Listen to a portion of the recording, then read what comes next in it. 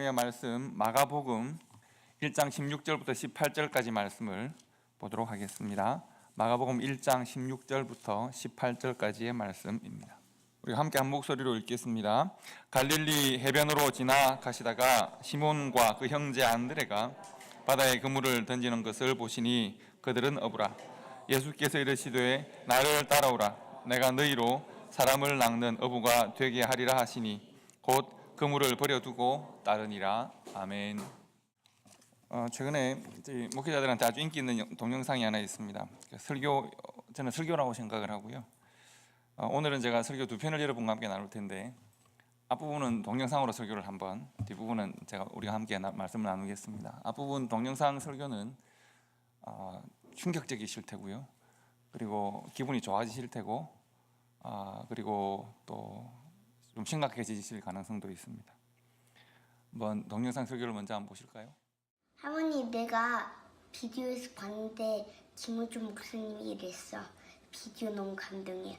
그러니까 어떤 거지가 있었어. 근데 그 거지가 밥을 못 먹어가지고 죽을 뻔했어. 근데 그때 왕이 그 길을 거리고 있는 거야. 그러니까 왕이 이랬어. 너는 이제 내 아들이다. 너는 이제 궁전에 와서 나랑 같이 살 거다. 라고 말했어. 근데 있는 거 있지. 그리고 소년이 따라가다가 이제 왕이 말했어.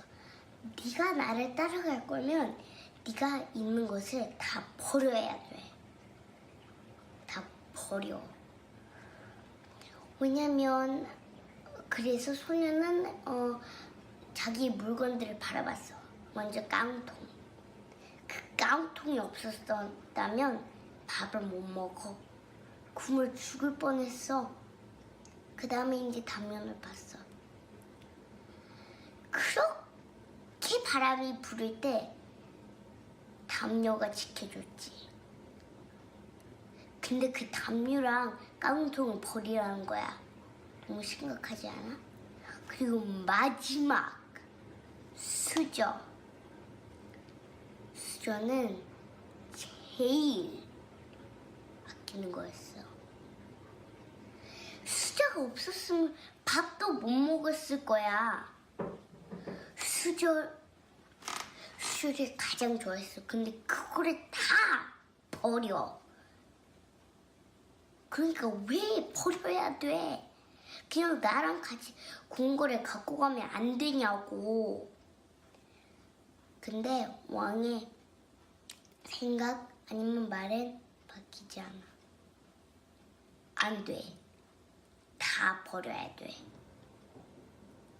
아니면 넌 아직도 거지로 살 거야? 아니면 나랑 같이 와서 궁궐에서 살 거야? 이거 다 버리라니까. 그러니까 지금 김호준 목사님이 말하고 있는 뜻은 하나님 진짜 막 하나님보다 뭐를 더 좋아하면 안 된다고. 하나님이랑 같이 헤이븐로 갈 거면 아무것도 들고 갈 수 없어. 깡통 그런 거를 갖고 가면 지금 하나님이 보시기에는 우린 지금 거지야. 우리는 full of sin. 여기에 sin이 너무 많아. 우린 지금 거지야. 근데 하나님이 우리를 그렇게 사랑해서 지저스를 보내서 죽었지. 그러니까 3일에 일어났어. 그러니까 요거를 다 버리고 하나님을 믿으러 헤븐로 가는 거야. 자, 이제 할머니 잘 들었지? 거지 스토리. 이제 끝이야. 제가 오늘 설교 그만할까 하고요. 마음이 즐거워지시죠? 또 불편해지기도 하셨어야 한다고 생각합니다. 왜 즐거워지는가 하면 너무 예쁘고 잘하잖아요. 너무 귀엽고 어떻게 저렇게 잘 듣고 잘 배워서 자기 생각으로 자기 말로 잘 바꿔서 말할 수 있을까요?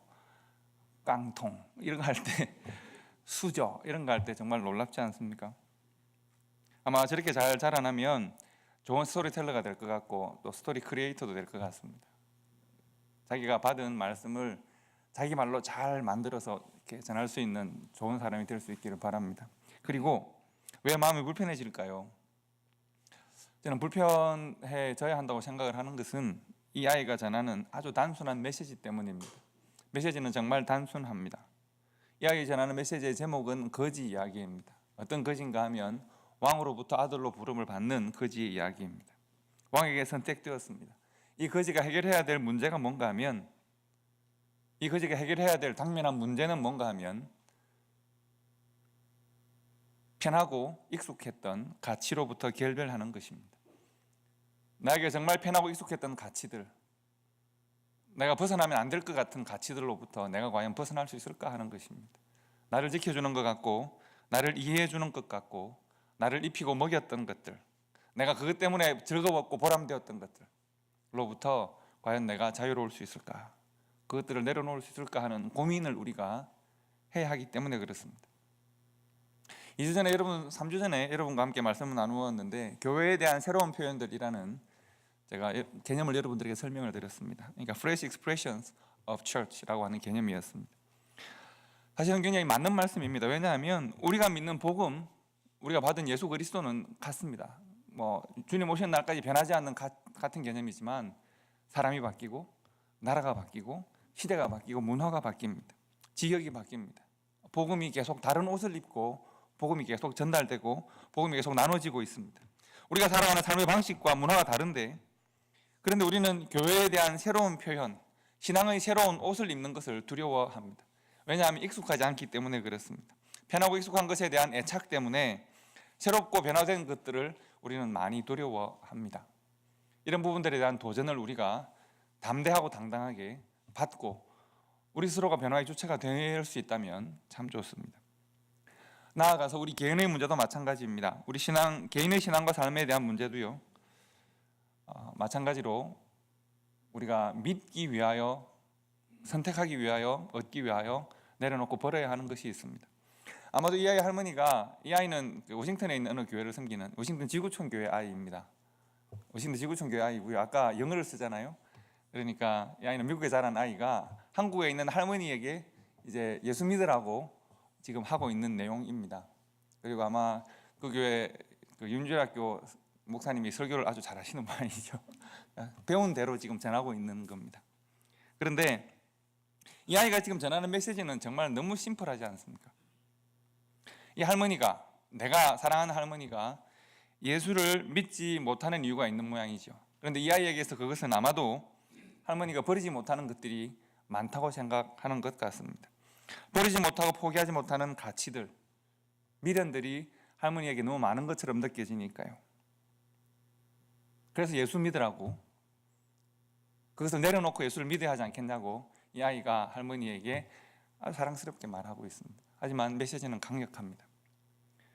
사실 여러분, 고백하건대 이 아이의 할머니는 예수를 아직 믿지 못했나 봅니다. 아직 예수를 믿지 않는 것 같습니다. 그런데 우리 자신들을 돌아보면 우리가 예수를 믿는다고 해서 우리가 모든 것을 다 버렸다고 말할 수 있을까요? 여러분들은 잘 정리하고 잘 버리시고 아주 가벼운 몸과 마음으로 하나님 나라를 향해 나아가고 있습니까? 우리가 버려야 될 것들을 한번 버리면, 우리의 썩어져가는 육신을 쫓는 옛사람을 한번 버리면 그 옛사람은 다시 돌아오지 않던가요? 욕심, 욕망 혹은 자존심, 자아, 이것을 한번 버리면 다시 그것이 내 속에 들어와 있지 않던가요? 안타깝게도 우리는 버리는 일도 자주 하지만 나도 모르게 어느새 죽어서 손에 들고 있는 경우들이 너무 많습니다. 우리는 죽는 일도 계속 반복합니다. 그 좋은 예가 오늘 우리가 만나는 베드로입니다. 오늘 베드로와 예수님이 만나는 장면을 통해서 우리가 오늘 고민할 것들이 조금 있습니다. 오늘 본문 말씀 마가복음은 예수님의 갈릴리 사역이 시작되고 예수님의 사역이 시작되는 겁니다. 그리고 제자들과의 만남이 기록되어 있습니다. 사복음 중에서 마가복음이 가장 간략하게, 그리고 시대적으로, 그러니까 시간적으로 잘 이렇게 기록되어 있습니다. 마가복음 1장을 보시면 12절 13절에서 예수님이 광야에서 시험 받으신 것이 나오고요. 시험 받으시고 난 다음 바로 세례 요한이 잡힙니다. 그리고 세례 요한이 전했던 복음과 같은 복음을 전하기 시작합니다. 그리고 16절 20절에 보시면 제자들을 선택하는 장면이 있습니다. 오늘 본문을 보시면 16절부터 18절까지 말씀, 베드로와 안드레라고 하는 형제들에게 어부였는데 예수님이 찾아오셔서 그들에게 삶의 새로운 가치를 던져주십니다. 자, 그들이 지금은 뭐였다고 그랬습니까? 어부입니다. 그런데 예수님께서 그들에게 새로운 삶의 가치를 던지시는데 어떤 가치입니까? 내가 너희를 물고기를 잡는 어부에서 무엇을 하는 어부로? 사람을 하나님의 나라로 건지는 어부로 만들겠다. 나를 따라오너라 말씀하십니다. 그들이 따랐다고 했습니다. 그런데 이 장면을 같은 장면인데요, 요한복음의 기록과 비교해 보시면 좀 더 자세하게 알 수 있습니다. 마가는 베드로로부터 진술을 들어서 기록한 성경이고요. 그런데 요한은, 그러니까 야고보 요한은 형제이고 베드로 안드레가 형제이지 않습니까? 그래서 요한은 옆에서 같이 고기를 잡던 어부였습니다. 그래서 가만히 보니까 자기가 본 대로 다시 기록을 하고 있는 거죠. 요한복음 1장을 비교해 보시면 요한복음 1장은 예수님을 소개하되 세례 요한의 기록으로부터 소개를 하고 있습니다. 사람들이 세례 요한에게 당신이 혹시 오실 거냐, 메시아냐 묻습니다. 그런데 세례 요한은 아니다. 세상 죄를 지고 하는 하나님의 어린 양 저기 있다. 누굴까요? 바로 예수님이었습니다. 그래서 요한의 제자 중에서, 요한을 따르던 사람 중에서 요한이 혹시 메시아일까? 요한으로부터 전해지는 복음이 참된 복음일까 해서 요한을 따르다가 그 요한이 저 사람이 메시아다라고 하는 말을 하자 요한의 제자 중에 두 사람이 예수를 따르기 시작했다라고 했습니다. 그 따랐던 두 사람 중에 한 사람의 이름이 뭔가 하면 안드레입니다. 그는 자신의 형제 베드로를 예수님께 인도하는 장면이 있습니다. 그리고 예수님께서 베드로에게 새로운 이름을 주시는 것이 요한복음 1장 40절부터 42절까지의 말씀입니다. 어떻게 기록되어 있냐면 요한의 말을 듣고 예수를 따르는 두 사람 중에 하나는 시몬의 형제 안드레라. 요한이 예수님이 메시아다는 이야기를 듣고 안드레가 따르기 시작했다는 것이죠. 그가 먼저 자기 형제 시몬을 찾아 말하되 우리가 메시아를 만났다 하고, 메시아는 번역하면 그리스도라, 데리고 예수께 오니 예수께서 보시고 이르시되 네가 요한의 아들 시몬이니 장차 게바라 하시니라. 게바는 번역하면 베드로라 이렇게 되어 있습니다. 자, 마가복음의 기록과 요한복음의 기록이 조금 다르죠. 관점의 차이라고 볼 수 있고요. 특히 마가복음은 거의 베드로가 기록했다고 봐도 무방하기 때문에 베드로는 자기가 예수님 만났던 장면을 아주 간략하게 안드레가 어떻게 했고 내가 어떻게 했고를 설명하는 것이 아니라 예수님이 나에게 찾아오셨고 라고 설명하는 것이고, 요한은 자기가 본대로 자세하게 기술하고 있는 겁니다. 정리하면 이렇습니다. 안드레는 세례 요한을 따르는 사람 중에 한 사람이었는데 그런데 자신의 생업을 포기하지는 않았습니다. 즉 세례 요한이 가르치는 가르침과 복음을 좋아해서 세례 요한을 추종하는 사람 중에 한 사람이었던 것 같습니다. 하지만 고기도 잡고 생활도 유지하고 가족도 돌보는 그런 사람이었습니다. 그런데 요한으로부터 놀라운 소식을 듣습니다. 메시아가 왔다는 겁니다.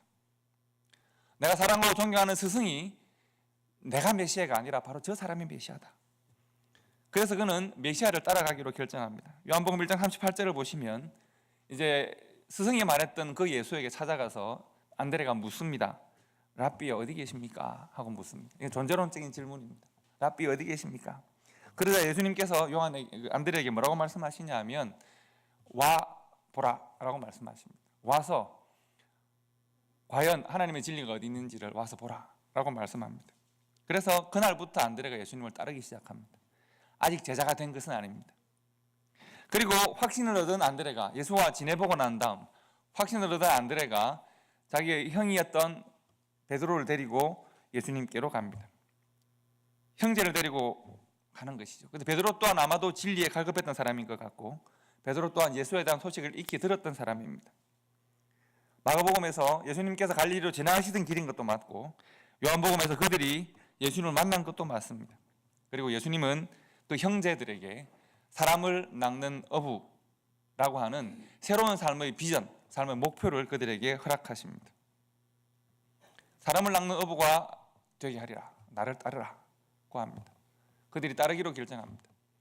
그들이 예수를 따릅니다. 그리고 예수님께서 특히 베드로에게는 독특한 말씀을 하나 주십니다.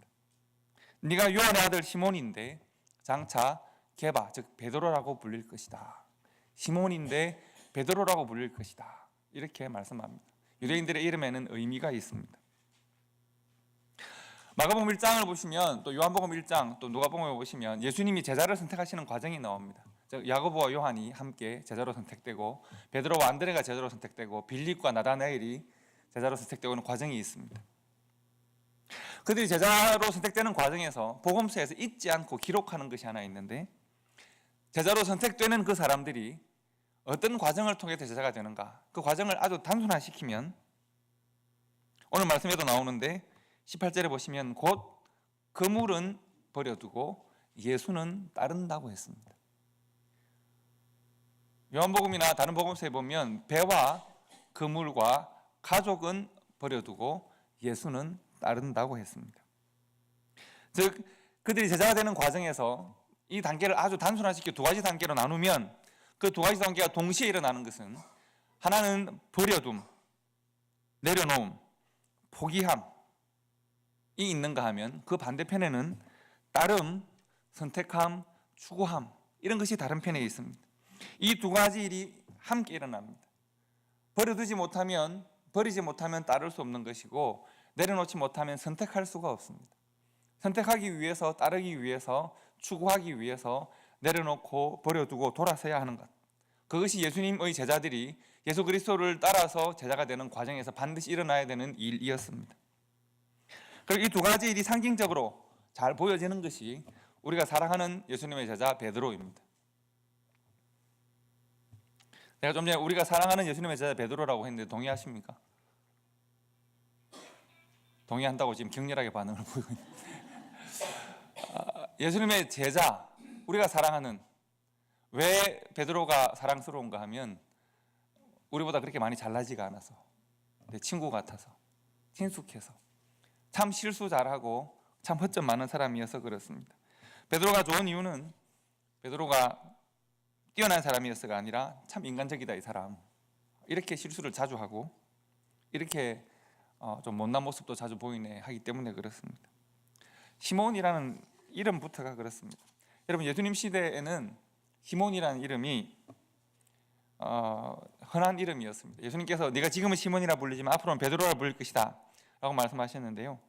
당시 시몬이라는 이름, 시메온 혹은 시몬이라는 이름은 당시에는 예수라는 이름도 굉장히, 지저스라는 이름도 굉장히 많았고요. 그다음에 요한 이름도 굉장히 흔한 이름입니다. 예수, 요한 이런 이름은 당 시대적인 상황과 관련이 있습니다. 예수의 뜻은 뭘까요? 구원하신다, 구원자 이런 뜻입니다. 요한의 뜻은 뭘까요? 자비로우신 여호와 하나님 이 뜻입니다. 하나님은 자비로우시다 혹은 여호와, 자비로우신 여호와, 요한이라는 뜻입니다. 이름입니다. 그 시대에는 그런 이름이 필요했었습니다. 하나님께서 우리를 구원하시면 좋겠고 하나님의 자비와 긍휼하심이 우리에게 비춰지면 좋겠습니다. 그래서 예수라는 이름도 많이 지었고 요한이라는 이름도 참 많았습니다. 그리고 시몬이라는 이름도 참 많았습니다. 시몬이라는 그 이름, 원래 히브리어는 원래 그 자음만 있고 모음이 없습니다. 그래서 그들이 친숙하게 모음을 붙여서 부르는 것인데요. 그래서 자음이 비슷하면 같은 어근이라고 보셔도 거의 무방합니다. 시몬, 한국말로 굳이 하자면 시옷하고 미음이잖아요. 그 시몬하고 비슷한 그 이름 중에 말 중에 쉐마라고 있습니다. 시몬, 쉐마 비슷하죠. 쉐마 여러분 들어보신 적 있으십니까? 쉐마는 무슨 뜻일까요? 쉐마 이스라엘, 이 신명기 6장 4절의 말씀입니다. 쉐마 이스라엘, 하나님은 한 분이시니 내 마음과 뜻과 정성을 다하고 생명을 다해 하나님을 사랑하고, 그리고 이것을 쉐마 이스라엘, 이것을 이마에도 붙이고 문설주에도 붙이고 차에도 붙이고 룸빌레에도 붙이고 눈에 보이는 모든 것에 다 붙여서 이 말씀을 그야말로 못이 박히도록, 우리의 심령에 못이 박히도록 말씀을 담고 지키고 행하라. 이것이 쉐마 이스라엘입니다. 쉐마 이스라엘은 번역하면 뭘까요? 들으라 이스라엘입니다. 쉐마는 듣다의 뜻입니다. 듣다의 명령인 것이죠. 그리고 시몬은 같은 어근입니다. 그럼 시몬은 어떤 뜻이 숨어 있을까요? 듣는다는 말이 숨어 있습니다. 시몬이라는 이름은 듣다에서 나온 이름입니다. 그래서 듣는다는 잘 듣는 사람, 좋은 뜻을 가지고 있습니다.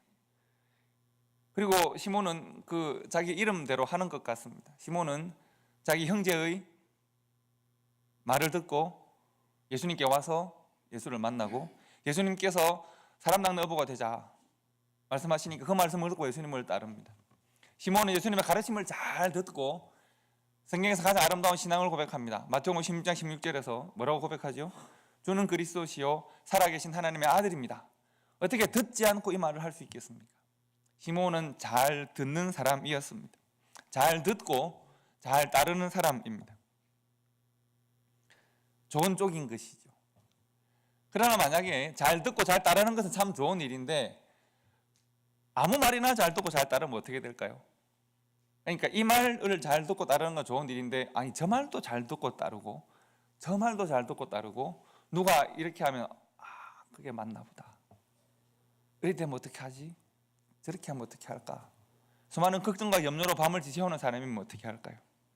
즉 하나님의 말씀과 뜻을 잘 들을 뿐만 아니라 다른 말, 다른 뜻도 잘 듣는 사람이면 어떻게 될까요? 잘 듣기는 한데 그야말로 너무 잘 들어서 우유부단하면 어떻게 할까요? 쉽게 염려와 두려움에 빠지면 어떻게 될까요? 쉽게 유혹과 시험에 빠지면 어떻게 될까요? 베드로를 보면 우리가 어떤 장면을 만나느냐 하면 마태복음 16장 16절에서 주는 그리스도시요 살아계신 하나님의 아들입니다 라고 하는 고백을 합니다. 그리고 예수님께서 뭐라고 말씀하십니까? 바요나 시몬아, 너는 정말 복 있는 사람이다. 어떻게 사람이 그런 말을 하겠느냐? 너에게 이 말씀을 주신 분은 하나님이시다. 너의 신앙의 고백 위에 내가 교회를 세우겠다. 그리고 예수님께서 십자가를 말씀하실 때 베드로가 안 됩니다, 예수님을 말리죠. 조금 전에 세상에서 가장 복된 칭찬을 받은 그 시몬이 사탄아 내 뒤로 물러가라고 야단을 맞습니다. 어느 모습이 시몬의 참된 모습일까요?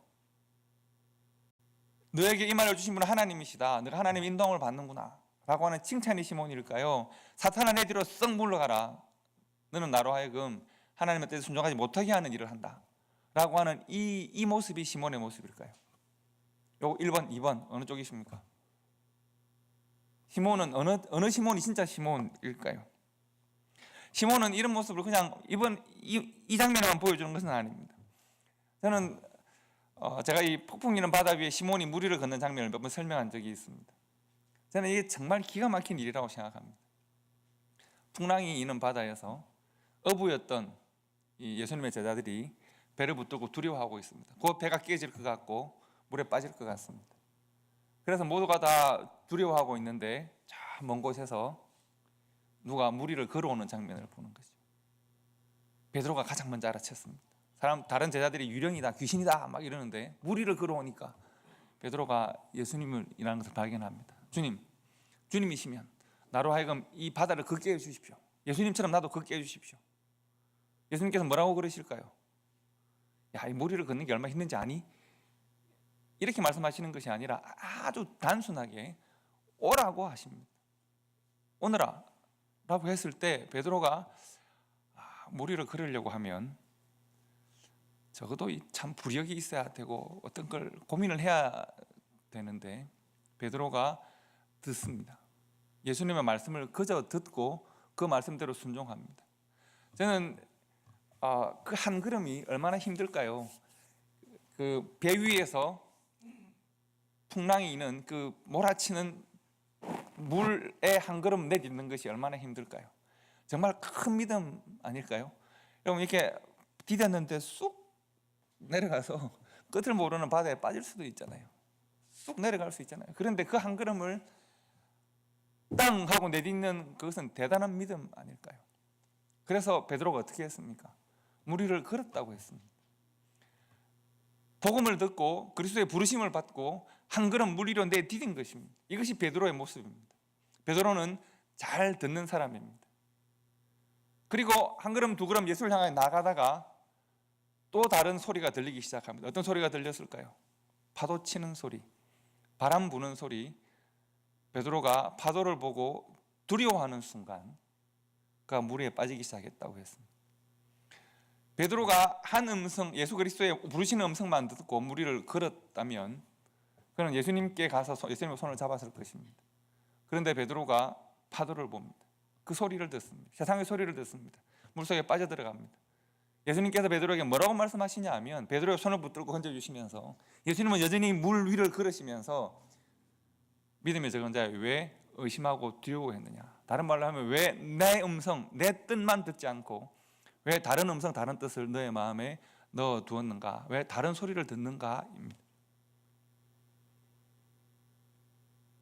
시몬은 듣는 사람입니다. 그래서 예수님 시대에 시몬이라는 이름은 긍정적인 의미로만 사용되지는 않았습니다. 부정적인 의미로 사용되어진 것은 말씀드린 대로 우유부단하고 갈피 못 잡고 결정하기 어려워하고 열의 음성 듣고 우왕좌왕하는 사람으로 비꼬는 말로 사용되기도 했습니다. 시몬의 별명은 그래서 갈대입니다. 좋은 뜻일까요? 나쁜 뜻일까요? 흔들리는 갈대입니다. 그가 갈대일 때, 두 음성을 함께 들을 때, 그 음성을 구별하지 못할 때, 복음이 그에게 들어왔지만 그가 세상을 여전히 버리지 못했을 때 그의 삶은 참으로 비참합니다. 예수님께서 잡히시기 전날 밤에 그에게 당부하셨던 말씀이 있지 않습니까? 시몬아 시몬아 사탄이 보아라 사탄이 너를 밀가부르듯 하려고 요구하였다. 좀 있으면 예수님이 잡혀가실 것이고 제자들이 딱 흩어지고 조롱당할 것입니다. 예수님이 그것을 알고 계십니다. 사탄의 너희들을 조롱하고 놀릴 것이다. 밀가부르듯 하려고 너희들을 청구하였다. 그런데 내가 너희들의 믿음이 떨어지지 않기를, 비록 너희가 수치를 당하고 수모를 당하고 너희 자신을 혐오할 만큼 부끄러운 모습을 당하여도 그러나 믿음 잃지 않기를 내가 하나님께 기도하였다. 예수님께서 뭐라고 말씀하시냐면 너는 돌이킨 후에 너희 형제들을 굳게 하라고 하는 사명을 주십니다. 돌이킨다는 말은 그가 잘못된 길을 갔단 말입니까? 가지 않았단 말입니까? 잘못된 길을 갈 수도 있다는 겁니다. 이미 그가 제자이고 이미 그가 예수를 선택하고 그의 삶을 버린 적이 있는데 그런데 그는 여전히 또 다른 그 길을 걸어갔다가 다시 돌아올 것이라는 이야기입니다.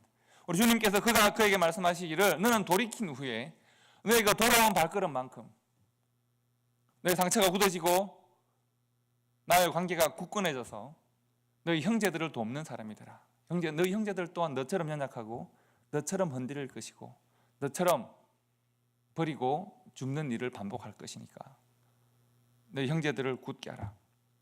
그런데 그때 베드로가 뭐라고 말씀드릴까요?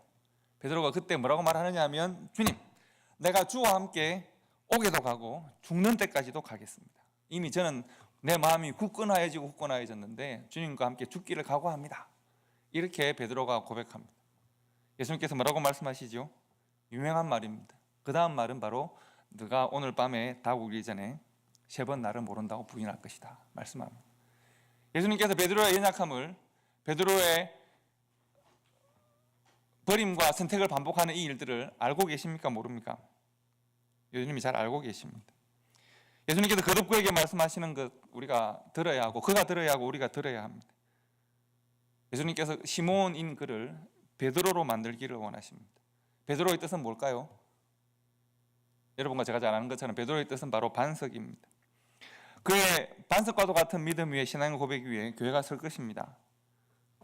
그런데 베드로가 여전히 시몬일 때는 그렇지 않습니다. 베드로가 무엇을 버려야 하고 무엇을 듣지 말아야 되는지 복음을 듣고 또 다른 것을 듣는 그런 사람일 때가 아니라 구별하지 못하는 베드로가 아니라 그 모든 방황과 시련의 끝에 이제는 복음으로 돌아와서 형제들을 굳게 할 수 있는 믿음 위에 서 있는 사람이 되었을 때 하나님께서 베드로와 더불어 교회를 시작하십니다. 성령 하나님을 그에게 보내주시고 그를 굳건하게 하시고 이제 초대교회가 시작되어지는 것입니다. 성도 여러분, 우리가 비우지 않고 담을 수 없습니다. 버리지 않고 취할 수가 없습니다. 예수님은 자신을 부인하고 십자가를 지라고 말씀하십니다. 나무는 꽃을 버리지 않으면 열매를 맺을 수가 없습니다. 나무의 영광은 꽃에 있는 것이 아니라 꽃을 버리고 얻는 열매의 나무의 영광이 있지 않습니까? 오늘 베드로는 우리들에게 참 많은 것을 설명합니다. 왜냐하면 베드로의 모습이 곧 우리들의 모습과 같기 때문입니다. 우리는 흔들립니다. 배는 버렸는데 욕심은 버리지 못하는 것이 우리들입니다. 금은은 버렸는데 욕망은 버리지 못합니다. 가족은 떠날 수 있었는데 두려움과 염려는 버리지 못했습니다. 믿음은 참 내가 믿음으로 충만한 것 같은데 두려움이 있고 염려가 있습니다. 복음으로 살고 싶은데 말이죠. 잘 안 됩니다. 좋은 제자가 되고 싶은데 두려움이 찾아오면 예수를 부인합니다. 하나님의 나라를 사모하는데 이 세상에서도 뭔가 잘 되면 좋겠습니다. 하나님의 사랑으로 만족하고 싶은데 사람들로부터 인정도 더 받고 싶습니다. 낮은 곳에 복음이 있습니다. 낮은 곳에 그리스도의 마음이 있습니다. 낮은 곳에 하나님의 사랑이 있습니다. 그런데 나는 좀 높이 올라가고 싶습니다. 십자가가 저 낮은 곳에 있으면 아는데 나는 십자가 꼭대기에서 조금 있고 싶습니다. 나는 오래 살고 싶고, 나는 잘 되고 싶고, 나는 많이 가지고 싶고, 나는 많은 사람들 위에 군림하고 싶고, 나는 자랑거리가 많은 사람이 되고 싶고, 나는 칭찬 항상 받고 싶고, 나는 사랑 많이 받고 싶습니다. 그리고 그렇게 되지 못하면 불안하고, 누가 나보다 더 많이 그렇게 하면 질투합니다. 그것을 찾아서 헤맵니다. 그래서 우리는 베드로가 되고, 그래서 우리는 이렇게 연약한 모습으로 살고 있는지도 모르겠습니다. 예수님께서 베드로에 대해서 아주 단순하게 말씀하십니다. 돌이키라는 것입니다. 돌이키라는 말은 다른 말로 하면 버릴 수 있어야 합니다. 포기할 수 있어야 하고 내려놓을 수 있어야 합니다. 그리고 복음을 선택할 수 있어야 합니다. 예수님이 베드로에 대해서도 단순하시고 우리들에 대해서도 단순하십니다. 흔들리지 않는 반석이 되라고 말씀하시는 거죠. 예수님께서 오늘 베드로가 흔들리고 베드로가 우왕좌왕하고 줍는 일, 버리는 일을 반복하고 우리가 흔들리고 우리가 여전히 버리지 못하는 것들을 움켜쥐고 고민하고 있는 그런 우리들을 외면하시거나 그 흔들림 때문에 베드로를 혹은 우리를 싫다하시거나 하지는 않으시는 것 같습니다. 베드로와 우리들의 흔들림에 대해서 예수님은 그 흔들림을 스스로 책임지시고 십자가를 지십니다. 베드로의 연약함과 우리의 연약함을 체휼하시고 이해하신다고 했습니다. 그래서 베드로가 내가 예수를 위하여 십자가를 지고 목숨까지 버리겠습니다고 할 때 너는 나를 3번 부인할 것이라고 말씀하시고 예수님은 십자가로 가지 않으십니까? 언제까지 예수님께서 그 일을 하시는가? 베드로가 돌이켜서 믿음으로 굳게 되어서 무엇을 버려야 하는지 무엇을 선택해야 하는지를 이제 알고 베드로가 예수 그리스도와 함께 십자가를 지는 사람이 될 때까지 예수님은 베드로를 위해 십자가를 지십니다. 베드로와 우리가 여러분과 제가 벗어날 수 없었던 것 같았던 연약함을 부인하고 맡겨진 십자가를 감당할 수 있는 교회와 성도로 성장해야 될 이유가 여기에 있는 것입니다. 우리 오늘 제가 볼 때 세상에 나온 지 이제 살아본 지가 한 5년밖에 안 된 것 같은 한 아이가 살아본 지 얼마 안 됐으니까 버릴 것이 별로 없는 거예요. 지가 뭐 가진 것이 있어서 버리겠어요. 그런데 살아본 지 한 7, 80년 된 할머니는 살아보니까 버릴 수 없는 가치가 세상에 너무 많은 거죠. 아이가 할머니에게 말합니다. 할머니 버려야 돼. 왜냐하면 가져본 것이 없으니까 버리는 것이 쉽다고 생각하는 거죠. 그러나 그 마음에 하나님의 복음이 있습니다. 왜 하나님의 복음의 부르심을 받고도 하나님 나라의 부르심을 받고도 세상의 수많은 가치들을 버리지 못하는가? 하나님께서 아이의 음성을 통해서 우리들에게 질문하십니다. 왜 편안함과 익숙함을 버리지 못하는가? 왜 오래된 가치들을 붙들고 혹시 이것이 없으면 내가 무너질 것 같고 쓰러질 것 같은 그런 두려움에 사로잡히는가? 하나님의 사랑이 있고 복음이 있고 은혜가 있으면 그것을 붙들고 왜 기뻐하고 즐거움으로 살지 못하는가? 하나님께서 시간의 단위를 허락하시는 것은 2018년, 2019년이 단위를 허락하시는 것은 이런 단위들을 통해서 우리 자신들을 돌아보고 다시 한번 우리 자신들을 반성하고 우리가 어떻게 살아야 될지 다시 한번 결심하게 하시는 하나님의 은혜가 숨어 있다고 생각합니다. 하나님의 숨은 의도가 있다고 생각합니다. 지난 한 해 여러분 어떻게 사셨습니까? 무엇을 붙들기 위하여 달려가셨습니까? 어떤 삶을 살아오시고 어떤 일에 만족하고 어떤 일에 갈증을 느끼셨습니까? 그리고 하나님께서 우리가 하나님이 허락하시는 시간만큼을 살아가는 것이 우리의 인생인데 우리 하나님이 허락하시는 이 내일에 우리는 어떤 삶을 살기를 원하십니까? 복음을 선택하는 일과 복음 아닌 것을 내려놓는 일, 믿음으로 사는 일과 믿음 아닌 것을 내려놓는 일, 예수 그리스도와 함께 십자가를 지는 일과 십자가 아닌 것을 내려놓는 일, 이 일에 담대한 믿음과 헌신이 있는 교회와 성도가 될 수 있기를 주님의 이름으로 축복합니다. 이 한 해에 그런 아름다운 결심으로 주님을 만나는 시간 될 수 있기를 소망합니다. 기도하겠습니다.